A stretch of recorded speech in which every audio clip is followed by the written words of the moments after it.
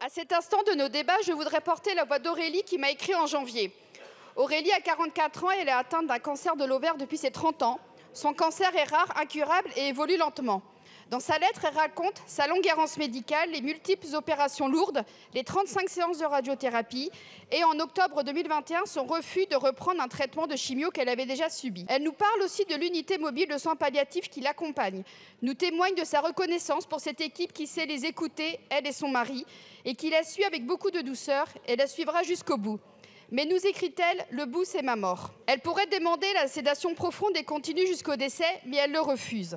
Je ne veux pas mourir à petit feu. Elle évoque aussi sa peur d'une agonie longue et incontrôlée. Je préfère mourir le sourire aux lèvres, quitter définitivement mon mari à un instant choisi tous les deux, plutôt que de laisser un hasard morbide et mortel nous séparer.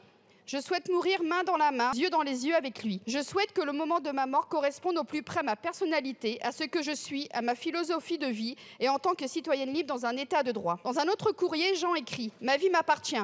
Comme les femmes ont obtenu il y a près de 50 ans le droit de maîtriser leur propre corps en décidant ou pas de devenir mère, je veux décider moi-même des conditions de ma propre fin de vie. » Aujourd'hui, pour Aurélie ou pour Jean, le cadre d'accompagnement de la fin de vie n'est pas adapté. La loi Claeys-Leonetti a certes marqué une avancée, mais nous ne pouvons accepter que des concitoyens restent sur le côté, car leur pronostic vital n'est pas engagé à court terme ou parce qu'ils refusent de prendre le risque d'une longue agonie. La lettre d'Aurélie nous rappelle aussi que même l'accès aux soins palliatifs, que notre Assemblée s'est engagée à renforcer, n'éteint pas forcément la demande d'une aide à mourir. Collègues, la loi que nous examinons est une loi de liberté.